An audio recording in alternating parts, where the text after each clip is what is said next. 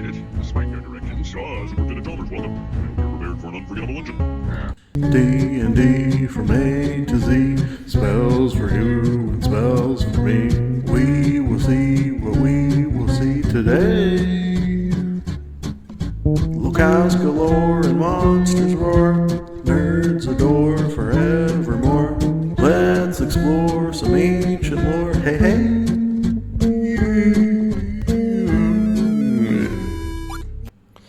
Welcome.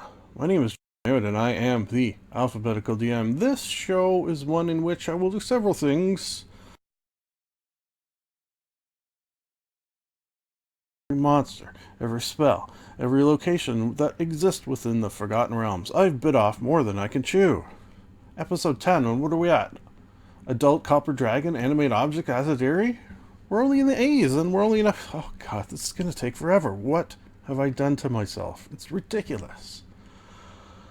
I should say, on that note, that just about everything I say will be an opinion. So please keep that in mind.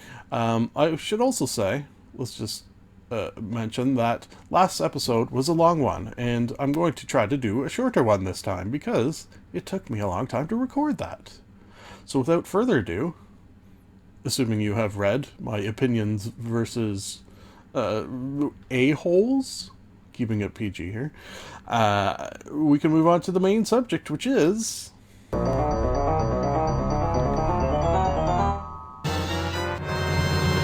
yes, recaps of D&D sessions. So I do this on the podcast, have done it on the podcast, although I didn't, the podcast is Libero Cube, which I believe there might be a link in the Underdark down below, I could be wrong. I will, during the game gabbin segments of that podcast, read the recaps of D&D sessions. I thought every, once in a while I would do it here as well, and I would start back at the original ones that I first started writing way back when, years ago. Although, has it been years? Yeah, I suppose it's been years. So this was from my first campaign. It was called the Balance Arc. I should say on that note, quite literally stolen from the Balance Arc of the Adventure Zone podcast. They were, a couple, maybe a dozen plus episodes in when I stole their idea of having a team of adventurers going around retrieving the grand relics. So I took that base of an idea and made all the grand relics. I'll tell you what they are. And you can guess for yourself what they are related to. Let's see, there was a big red nose, a giant green wig, big floppy brown shoes, a joy buzzer, which if you're young you may not know what that is, a squirting flower, and I think that was it. I'm pretty sure that was it. Yes, it was all clown related because the big bad was going to be a clown. Yes, without giving too much away, which I suppose I just did, but that's okay. We're still going to have fun reading reciting the recaps for this campaign. It was level 1 to 20. We did it, wrapped up not too long ago from my perspective. I'm about to start my next campaign, so sort of fitting that we're doing this. Session 1-ish. 1-ish because, and I want to explain that as well. So, when we first started the campaign, one of the players would write the recaps. Eventually he moved and could no longer be a part of it, so instead I started writing the recaps once we got to session 9, it looks like. So with that in mind, I sort of took all his and combined them into one in sort of my own words, and that way it was the sort of halfway mark recap. So instead of reading his and then mine, I'm just going to read all mine because that feels less, I don't want to steal his words. I want to make my own words. Okay.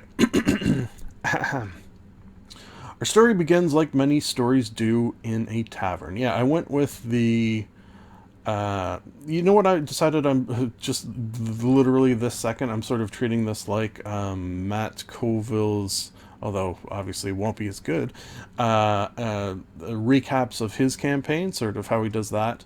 And the reason I just decided that with my interjection here is that when he first started doing them, he would do his recaps, and then as he was doing them, he would take a pause and explain something, sort of behind the scenes, or that he was thinking at the time. And then eventually he went to the idea that he did the whole recap, and then at the end he would speak of the things, the sort of behind the scene action, as I like to call it. And I liked it the first way, where he would sort of interject with himself and say, oh yeah, when this happened I was thinking this, because it felt more cohesive that way. So I don't really know why he decided to switch it up, so I'm going to do it the way he originally started doing it. Our story begins like many do in a tavern. This is the interjection I was going to make. Oh boy, we're one sentence in, and yeah.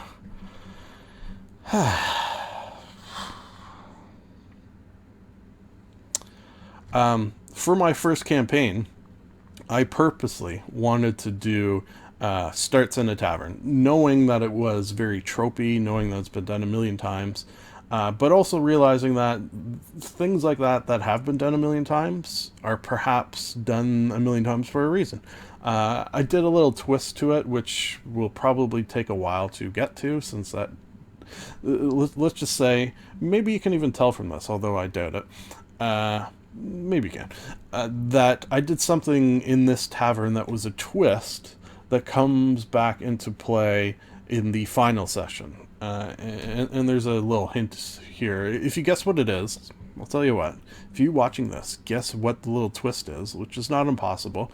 Let me know down in the Underdark, and I'll give you a prize of some sort. Like a, hey, good job.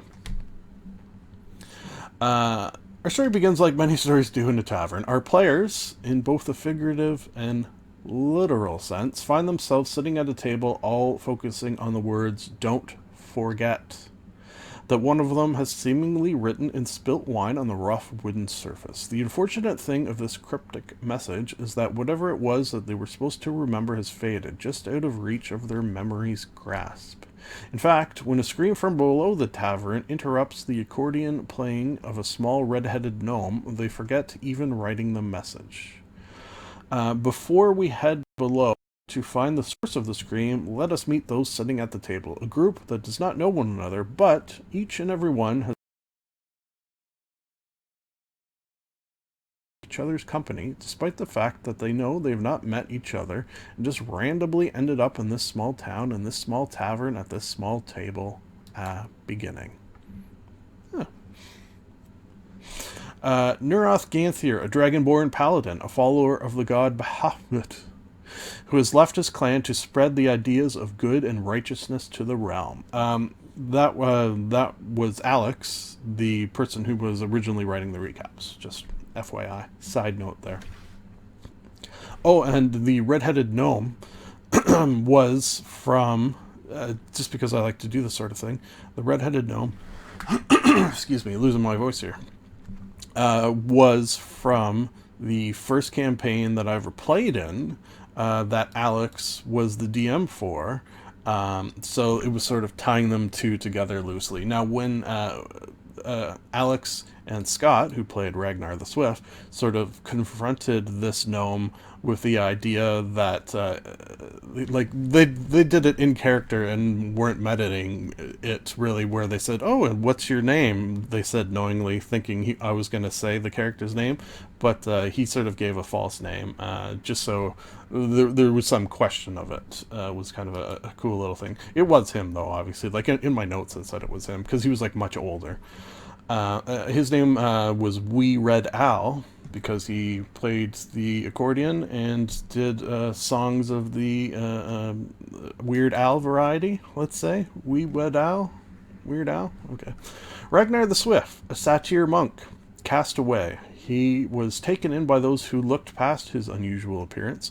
He learned to use his body and mind in conjunction, and eventually, with his newfound confidence, struck out as his wanderlust took hold. Valier, the Taken, a human white mage, excuse me, spending his formative years as a captive in a demonic realm. A darkness filled his soul. The darkness was left behind when he managed to escape back to the realms, and filling the void left by shredding the darkness was a light that granted him great healing powers.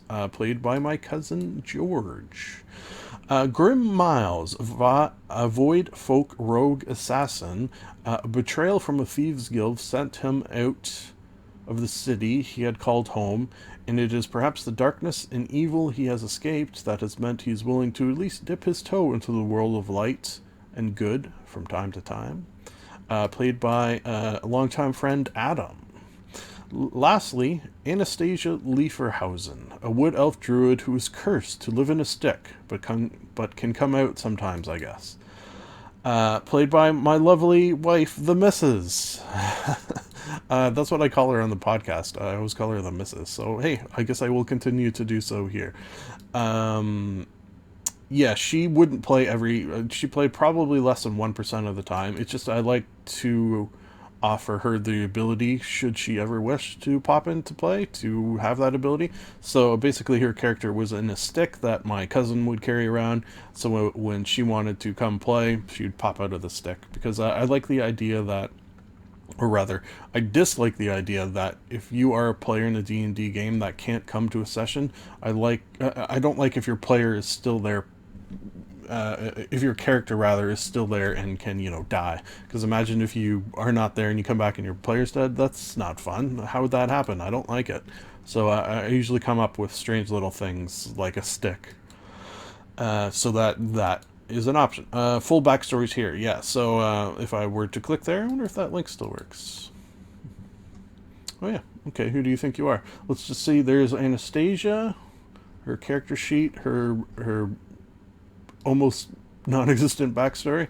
There's Nuroth, his backstory, picture of the character sheet. There's Ragnar, hand-drawn picture, pretty good, from Scott there. Valier, Grim Miles, and then we had another player join later. So there you go. A return to the basement scream reveals a terrified barmaid refusing to work until the rat problem in the basement has been addressed. Again, so many video games and probably D&D sessions as well start with that: meet in a tavern, go kill the rats, which it's dumb, I know it's a trope, but I wanted to do it regardless. And I did put a bit of a twist on it, as I hope we will see. The proprietor of the tavern and these four adventurers come to an agreement, and it is not long before one rat, two rat, red rat, a bunch of rats tied together with their tails, some of which appear to be undead rats, have been vanquished. Yeah, so have you ever heard of a rat king? I think that's what it's called. And I don't know if this is a thing that actually exists in real life, but I have seen pictures of at least what it looks like, where a group, a pile of rats get so sort of intertwined that their tails get like knotted together. So yeah, it's pretty gross. And I made some of the rats that exist within this pile undead, so that way if you hit them, they had the potential to come back to life with some undead fortitude, which is a D&D thing. Anyways, not dying has seemed to get the attention of a fellow patron. A dwarf by the name of Goran Bluntaxe is drunk or impressed or both, but he offers to the four a chance to try out for an organization that he is a recruiter for. It is a simple matter of traveling to a facility in which the testing will take place. A hastily converted warehouse of some sort tests their minds and bodies with a giant centipede, and also a normal-sized centipede that appears giant when you are shrunk down to fit in the teeny entrance. Yeah, so I used like a what the hell is that? Not Wizard of Oz. Alice in Wonderland, a sentient doorknob there that they had to eat to shrink down in order to fit into it, and then they had to fight a centipede. It was just a normal-sized centipede, but they were real tiny, so that was tough.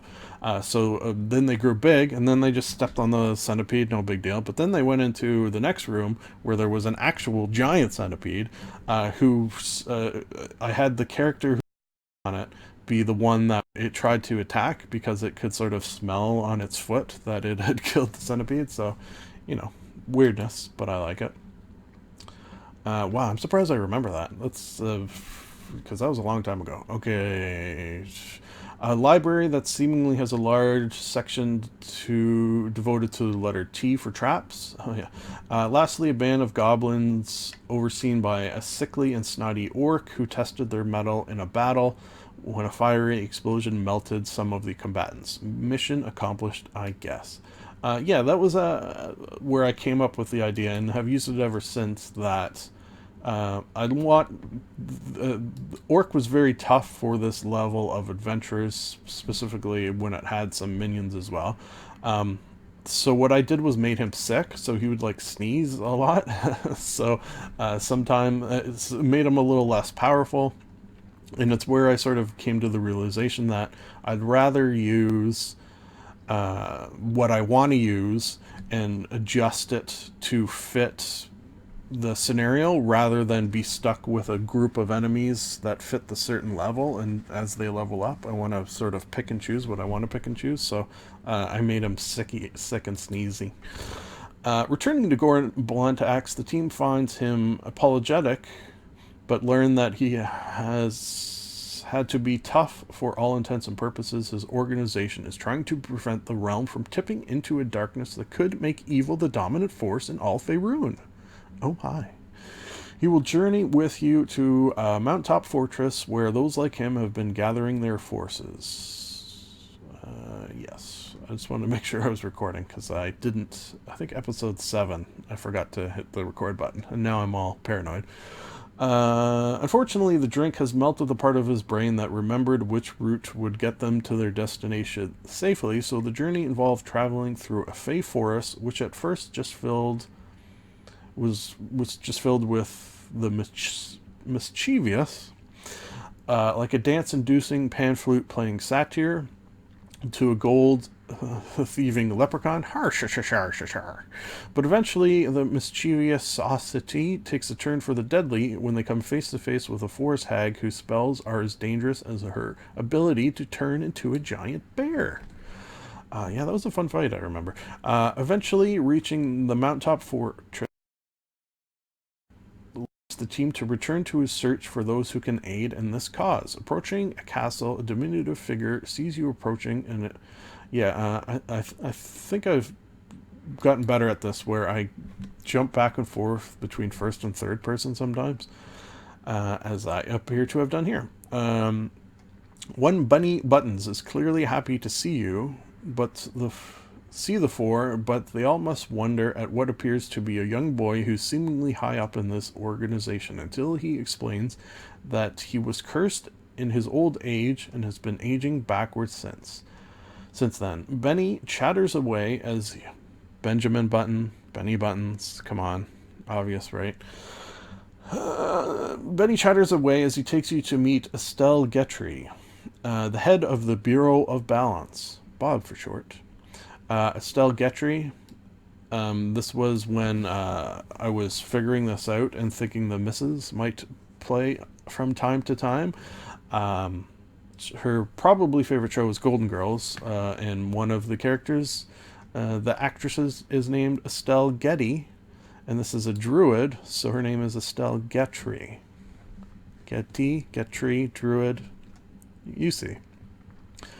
They exist to search out and eventually destroy the Grand Relics, a series of uber-powerful magic items that are so connected to the negative evil side of the scales that their very existence corrupts the fabric of reality. They are so powerful that they can change the course of history, and if they continue to spread their influence in the world, forces of good will simply have no hope.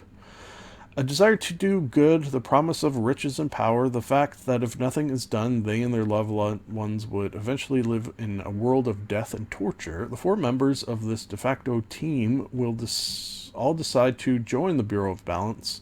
Was the only logical choice. A ceremony binded them to the cause with balance bracers, which was something I believe I also stole from the Adventure Zone campaign. Armbands that granted them great power and marked them as fighters to the cause. Since the mission was the most important to the gathering of the Grand Relics, it was decided that they would be given the use of Bob's most Bureau of Balance, Bob's most prized tool, the Book of Knowledge, Bach for short, an ancient tome that contained within its pages intimate knowledge of the world in general, but the Grand Relics in particular. Giggle. Yeah, so what I did for that was interesting. I had a Magic 8 Ball, but one that like swears, like it's got swear words on it. So basically, I said the cover of the book. It was like a big sort of spell book looking thing, and on the cover is you would sort of shake it, and then you would say, "Tell me about this grand relic," or "Tell me about this puzzle that I'm facing," because it would sort of know everything. It was an all-knowing book, but it might not always want to help you.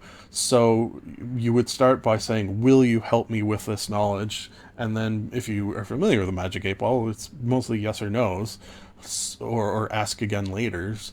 But this one was swearing, so I treated it as like a spell book who had a bit of an attitude and would like tell you to, oh yeah, I'm trying not to swear, tell you to F off, for example. Folks, let's move on. I'm going to try to speed through the rest of this episode.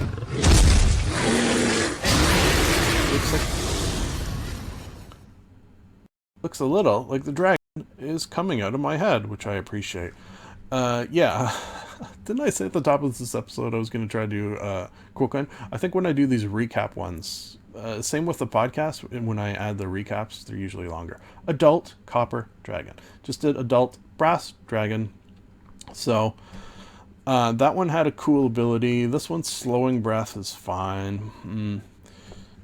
If I had to choose between brass and copper, I think I gave the copper like almost a 5 because of its coolness. Good host though. Good humor. So that's interesting. That's bumped it up a bit. If you're unfamiliar with my rating scale, it's the likelihood or the level of desire I have to use them in my own campaign. I'm just going to go like a solid right down the middle 3 for this Copper Dragon. I feel like there's others I would use more. Why is there a Tarask in there? Weirdo. Here's one being a good host. Yeah, there you go. Okay, yeah, 3, a right down the middle 3. Moving on to spell. Animate Objects. Yeah, this is a fun one. Objects come to life. At your command, choose up to 10 non-magical objects. Yeah, what level is this spell? 5. Okay, so pretty high.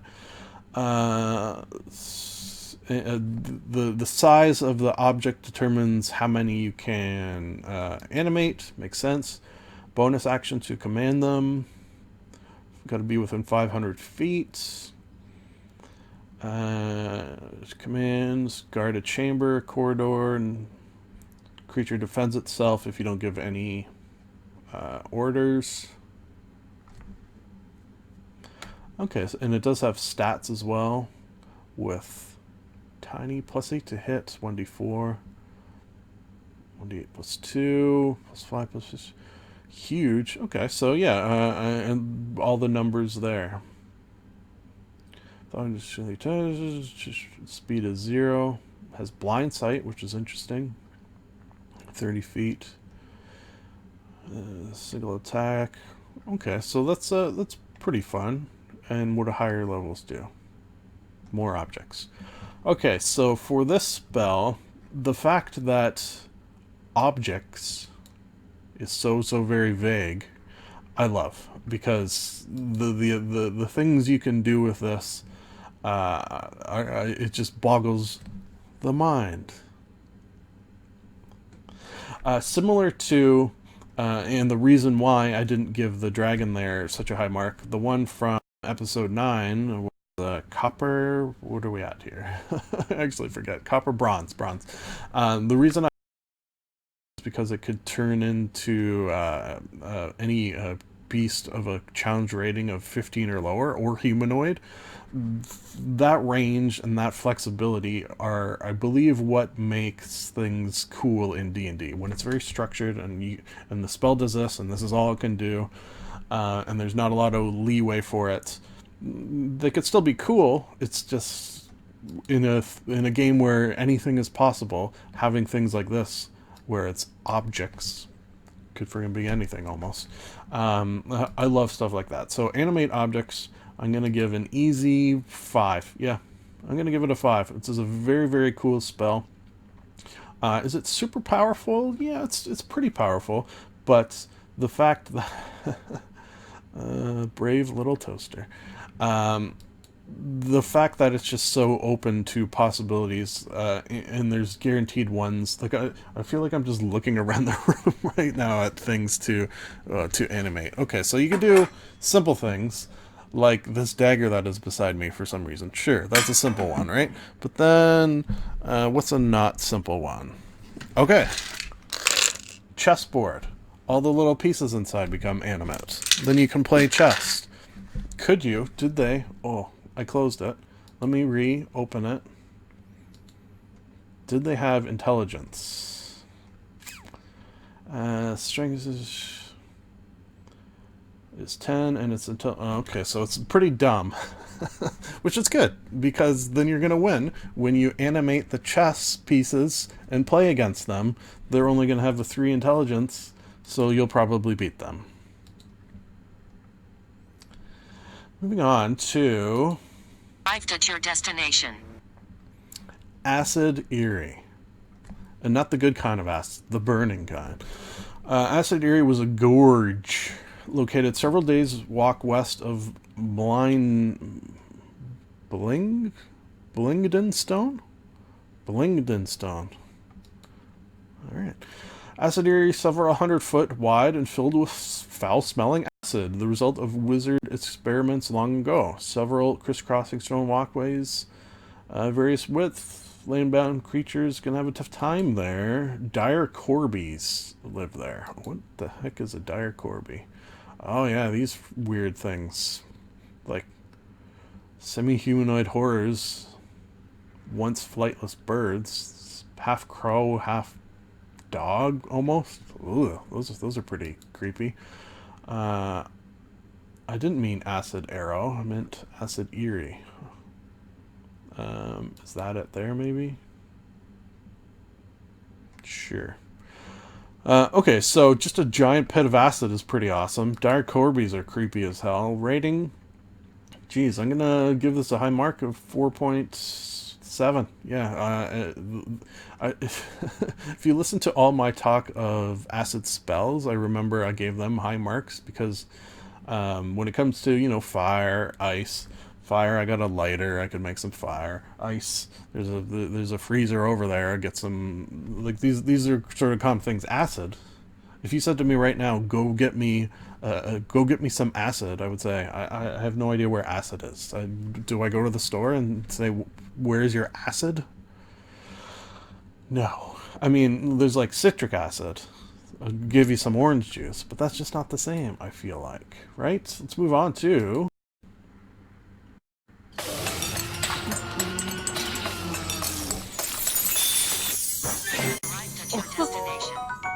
I feel like I have to shorten that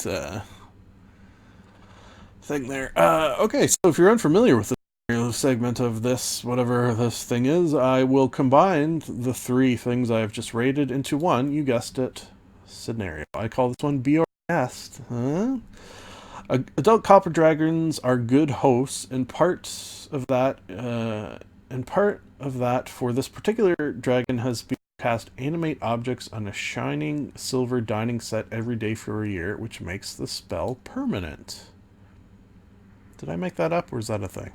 I don't know. I know that's a thing with some spells. Usually it's like the druid ones, I think, where you go to like a forest grove or like a somewhere and cast a spell every day for a year, or like a teleportation circle where you cast a spell every day in a spot every day for a year, and then after that year it becomes a permanent spell sort of thing. So maybe there's a logic to it. a magical logic, my favorite kind of logic. Spelled that wrong.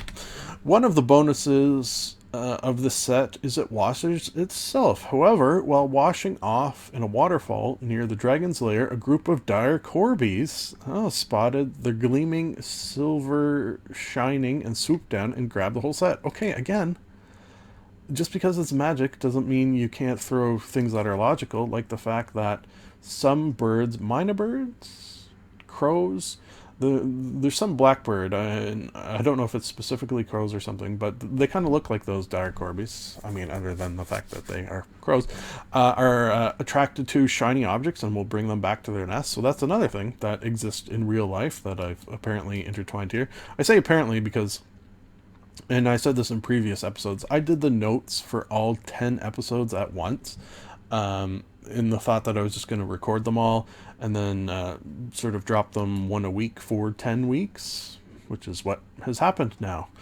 You know what? I should say on that note, let's finish this. I'll do it in the final segment. The Dire Corbies took the set back to Acid Aerie, which is not a very nice place at all. The Bronze Dragon considered swooping in to rescue his set, which he has become very attached to, but fears the end result would be the set tumbling into the acid below. So he asks you to use a slightly stealthier approach and rescue these animate objects for him. Okay, so I usually say that the scenario could be something you can use in a campaign, something you can use in a backstory. This one, apparently I've said it's something you can use as a specific mission for a, say you need the help of this copper dragon rather.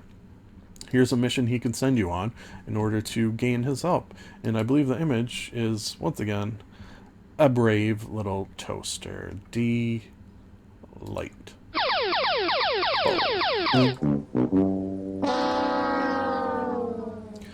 Viewer question. Viewer in quotes, as I have recorded 10 episodes before the first one has dropped. On purpose.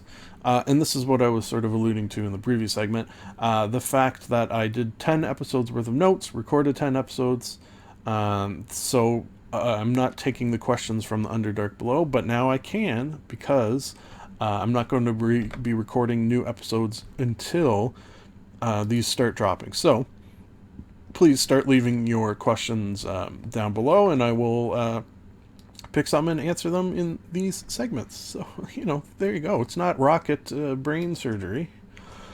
I want to make the city a dungeon crawl type map, spanning over several sessions. The overall goal is to find a portal that is allowing this chaos to come through and close it. I have the portal encounter done, but I need help filling in some interesting other encounters. Yeah, so these are the type of questions I like. Ones involving just rules, like what is the rule for this? It doesn't really appeal to me because quite often you can just look it up, or as I would do if I couldn't find it, if I looked it up, I would make it up. Look it up, make it up. So I like these ones involving story more, where I could sort of sink teeth into them a little bit. So where does the portal lead exactly? Some sort of hell plane of some sort. Here's the math I'm thinking you can use. Business you would find in a city plus hellscape corruption equals fill in the blank. Some examples. Devil takes over a bank but deals in souls instead of gold. A sweet shop is taken over by a gluttony demon. A necromancer sets up shop in a former hospital. Got yourself some Silent Hill nurses there. Yeah, so I like that. Let's see if I can come up with one right now. Do the classic looking around the room. Did I do a library? No, I didn't do a library. A library run by a vampire, and if you are late at returning your books, he sucks your blood. Yeah, it's not the payment of gold, it's the payment of blood for late book charges. Folks, that's just the sort of spur of the moment. See, I did debate doing the scenarios, and maybe I will at some point, when I become a little more comfortable and see if people like these videos, which I won't know, and I don't know right now because, as I said, 10 recorded before any release. I did debate doing the scenarios, just sort of making them up on the spot, because I am somewhat able to do that. So maybe it would be more interesting to do that than come up with them beforehand. So, that could be a comment you could put in the Underdark down below. Would you rather see me come up with the scenarios off the top of my head? Or do you like them how I have them pre-written? Or I could do both, which sometimes I feel like I have kind of done both. Anyways, let's move on to... It's done! It sure is. Folks, we did it. Another episode bites the dust. Because I don't enjoy the asking, the pleading, the begging for likes, for subscribers, I bribe for them. Yes. What you can do is help the channel with subscribers, of course, and the likes help it to grow and get noticed by others. For every 100 subscribers I get, I will personally donate $10 to this lovely organization, takethis.org, which I recommend you check out in general, because they have the amazing combination of gaming and helping those with mental health issues. Because I am a quote-unquote gamer and have had my difficulties with things in the region of mental health, a perfect fit for me. And this, the Alphabetical DM, episode 10. We did it. Yeah, I guess that's about it. Please let me find this button. Ah, yes. Editing. Who needs it? It's nice to be nice to the nice.